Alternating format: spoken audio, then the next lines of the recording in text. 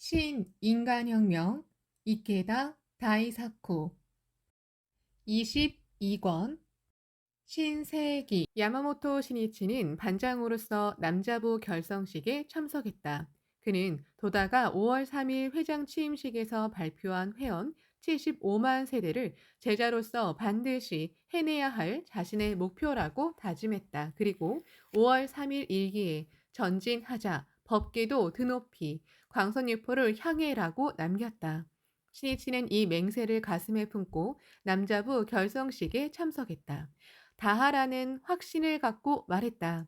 결성식은 참으로 스승과 제자가 광선유포를 위해 함께 투쟁을 시작한다는 역사적 의의를 남기는 의식이라고 할 수 있습니다. 남녀 청년부를 결성한 의의는 단순히 청년층에 속하는 사람들을 모아서 조직했다는 것이 아니다. 가장 큰 의의는 도다의 사상과 행동을 인생의 지표로 삼는 창가 후계자의 출발이라는 점과 광선유포를 영원하게 하는 영법 구조의 흐름이 열렸다는 점이다.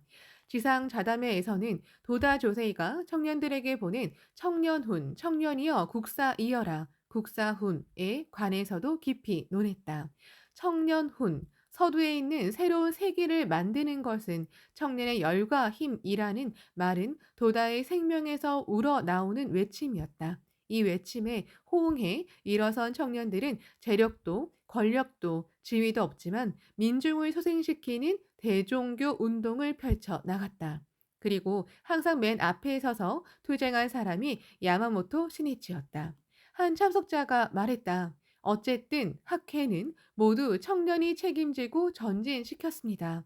오늘날에는 국사라고 말하면 어쩐지 고풍스러운 느낌이 들지만 도다 선생님이 말씀하시고자 한 의도는 종교가에 머물러서는 안 된다. 또 무사 안일주의여서는 안 된다는 것입니다. 선생님은 일본이라는 나라를 어떻게 안온하고 평화롭게 만드느냐, 민중의 행복을 어떻게 쟁취하느냐, 세계 평화에 어떻게 공헌하느냐 하는 과제를 해결할 수 있는 다각적인 차원의 청년 지도자를 육성하시고자 했다고 생각합니다. 그 말을 듣고 옆에 있는 청년이 말했다. 국사훈에서 말씀하신 종교가에 머물러서는 안 된다는 지도는 획기적입니다. 종교적 권위와 형식을 완전히 불식하고 인간 혁명에서부터 사회 혁명에 이르는 참된 종교를 확립하려는 종교 혁명이 아니겠습니까? 그리고 청년훈에 나오는 중생을 사랑해야 하는 투쟁이다. 그러나 부모조차 사랑하지 않는 청년이 많은데 어찌 남을 사랑할 수 있겠는가? 그럼 무자비한 자신을 극복하고 부처의 자비로운 경지를 터득하는 것이 인간혁명의 투쟁이다. 하는 구절도 언급했다. 다른 청년이 감탄한 목소리로 말했다. 이 구절이 학회의 원점입니다. 인간의 갖가지 이기주의가 분출되어 바야흐로 그것을 극복할 수 있느냐 없느냐가 인류의 운명을 결정하는 지경에 이르렀습니다. 이 선언을 시대 정신으로 삼아 인간의 이기주의를 자비로 바꾸는 데에 참된 사회 건설이 있습니다. 이것이 우리에게 주어진 입정 안국을 위한 투쟁입니다. 광선유포, 입정 안국을 위한 투쟁을 해 나아가면 난이 다투어 일어난다.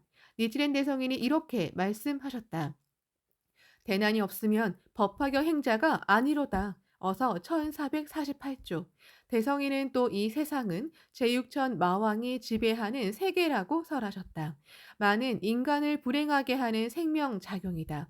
차별이나 지배, 살생의 마음 등도 인간의 생명에 자리 잡은 마성에서 생긴다. 불법은 마성의 근원을 원품의 무명, 즉 생명의 근본적인 미혹에 있다고 설한다. 그것을 타파하는 것이 부처의 생명이다. 광선유포는 이를테면 만인이 지닌 부처의 생명을 각성시키고 불행의 근원인 무명을 타파하는 투쟁이다. 그러므로 광선유포하려고 전진하는 곳은 부처와 마가 장절히 투쟁하게 되며 그것이 법난으로 나타난다. 니치렌 대성인의 생애를 봐도 입적 안국론으로 국주에게 간요하신 이래 박해에 이은 박해의 인생이었다. 사소한 나는 부지기수이고 대난이 네 번인데 어서 200쪽 하고 말씀하신 대로이다. 마스바가야스 범난, 이즈 유제, 고마스 바라 범난, 그리고 다스노구치 범난에서 사도 유제에 이르는 대난이다. 도다 조세이도 스승 마키구치 스네 사부로와 함께 군부 정부의 탄압이라는 대난을 만나 투옥되었고 마키구치는 옥사했다. 또 제2대 세계대전이 끝난 뒤에도 유바리 탄광의 노동조합이 학기원을 배척한 사건을 비롯해 야마모토 시니치가 선거법 위반이라는 무고한 죄로 체포된 오사카 사건이 일어났다. 이 사건들은 모두 입정 안국의 이념을 실현하려고 정치개혁에 착수한 일 때문에 일어난 박해이다. 신이치가 제3대 회장에 취임한 뒤에도 정치 권력을 비롯해 온갖 세력이 학회를 거듭 공격했다.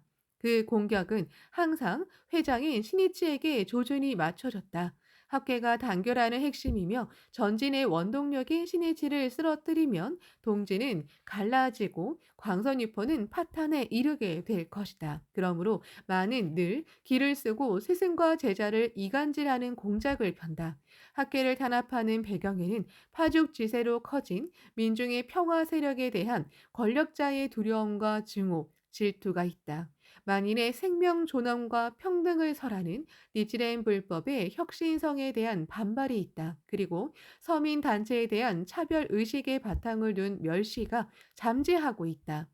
니치렌 대성인 시대부터 탄압을 가하는 데는 명분이 필요했다. 그러나 대성인이 세간의 허물은 조금도 없으나 어서 958쪽라고 하신 말씀처럼 사회적인 위법 행위 등을 전혀 하지 않았다. 그래서 부당한 수단으로 다스노구치에서 참수하려고 하였으나 실패로 끝나자 연불자들이 방화와 살인을 저지르고는 니치렌의 제자들이 한 짓이라고 참언하여 대성인을 사도 유죄에 처하게 했다. 또 아싸라 범란에서는 니치렌의 문화가 된 농민 신도를 탄압하려고 예전 낭자라는 죄를 조작했다. 논에서 별을 베어 훔쳤다는 것이다. 제2차 세계대전 중에는 사상과 신교의 자유를 빼앗는 치안 유지법을 비롯한 악법을 이용해 마키구치 스네 사부로와 도다 조세이 등을 체포했다. 학회의 주장과 실천이 국채를 뒤엎고 부정하며 신궁과 황실의 존엄을 모독하는 일에 해당한다는 것이었다. 이 악법은 전쟁 후 폐지됐고 일본은 민주주의 국가가 됐다. 그러나 학회에 대한 박해는 이어졌다. 권력은 오사카 사건에서 일부 회원이 일으킨 선거법 위반 사건을 이유로 야마모토 시니치를 부당하게 체포했다. 즉, 개인적인 과실이나 문제를 학회의 총체적인 위법성으로 바꾸는 수법이었다. 이러한 역사는 범람과 무고한 죄의 구도를 뚜렷이 드러냈다. 그리고 근거 없는 소문을 날조해 세상에 퍼뜨리고 그것이 사실인 양 크게 떠들어대며 수사 대상이나 법적 제재 대상으로 꾸미려 드는 일도 있을 것이다. 또 법을 왜곡되게 해석해 학회의 여러 활동을 위법이라며 탄압을 획책하는 일도 생길 것이다. 사회 제도는 변해도 박해는 오히려 더욱 교묘해지고 그치지 않는다. 여기에 정의를 관철하는 불법자가 당하는 순환의 방정식이 있다.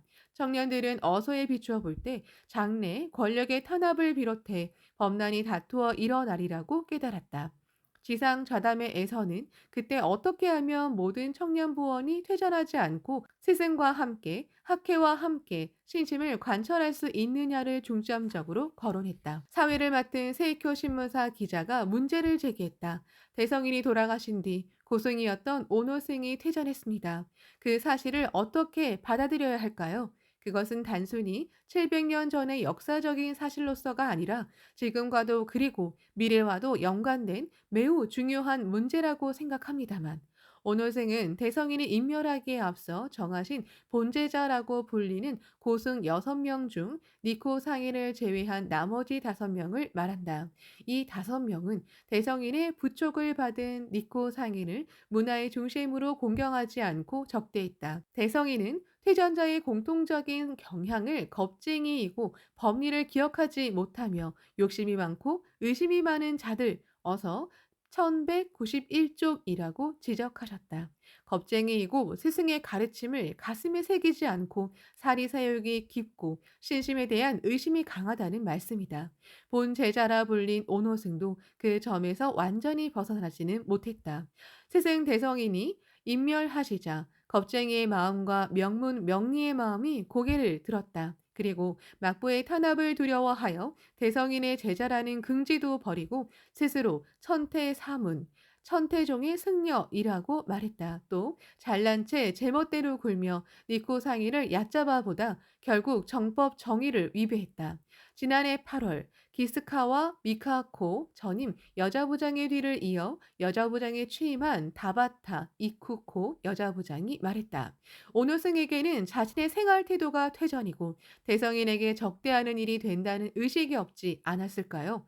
자신은 당연한 일을 한다고 생각했을지도 모릅니다. 깨닫지 못하는 사이에 신심의 궤도에서 벗어나는 일은 두려운 일입니다. 한 청년이 고개를 끄덕이며 말했다. 대성이는 사도 어서에서 탄압을 두려워한 제자들이 이렇게 말했다고 남기셨습니다. 니치렌보는 사장이긴 하시지만 너무나 강경하니 우리는 부드럽게 법화경을 홍통하리라. 어서 961쪽. 즉 그들은 대성이는 우리 스승이지만 절복하는 방법이 지나치게 강하다. 그래서 박해도 일어난다. 우리는 더욱 유연하게 법을 넓히자고 말한 셈입니다. 일단 그들의 주장은 홍교의 방법론을 비판하는 형태입니다만 그 본질에는 대성인의 삶의 자세는 이렇다. 그러나 우리는 다르게 살자 하는 스승에게서 떠나고 배반하는 마음이 있습니다. 비록 깨닫지 못할지라도 그것은 겁쟁이의 마음에서 일어납니다. 오노승도 마찬가지입니다. 저것은 니코가 사는 방식이다. 우리와는 사는 방식이 다르다는 자세입니다. 이 마음이 바로 퇴전의 원흉이 아닐까요? 청년들의 대화는 점점 깊이를 더해갔다. 마키구치 선생님 시대에도 모두 어서를 배독했기 때문에 난이 있으리라는 것쯤은 당연히 알았을 것입니다. 더구나 당시의 자담의 애는 특별 고등 형사가 와서 감시했으니까요. 그런데 마키코치 선생님과 도다 선생님이 투옥되시자 자기들도 체포될지 모른다는 공포감에 휩싸입니다. 앞이 보이지 않고 미래의 희망을 가질 수도 없다고 느껴 우리는 우리식으로 하자. 마키코치 선생님처럼 살아서는 안 된다. 다르게 살자고 생각합니다. 바로 이것이 사제의 길에서 벗어나 신앙자로서 파탄에 이르는 모습이 아닐까요? 전곡을 찌른 견해라고 할 수 있다. 대성이는 자타피자라는 마음 없이 어서 1337쪽라는 자세가 신심에서 핵심이라고 말씀하셨다. 어디까지나 광선유포를 위해 나아가는 스승과 함께 동지와 함께라는 이체의 동심의 일념과 사제부리의 일념이 사라질 때 신심의 궤도에서 벗어나 순식간에 신앙이 파괴되고 만다. 그렇게 되면 무명의 깊은 구렁으로 굴러 떨어지게 된다.